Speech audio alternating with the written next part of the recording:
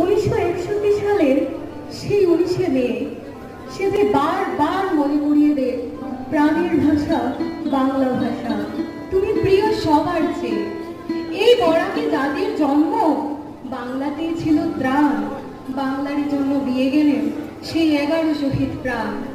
বাংলা ভাষার শহীদ সংখ্যা বিশ্বে হয়েছে শ্রেষ্ঠ, তাই তো বাংলা মোদের কাছে প্রাণের চেয়েও প্রিয়। 19শে মে এটা শুধু একটি তারিখ নয়, বাঙালির রক্তে ভেজানো দিন, বাঙালির প্রাণের ভাষা, বাংলা ভাষার উপর ছোড়া হাজারো প্রাণ কারা বুলেটের দিন।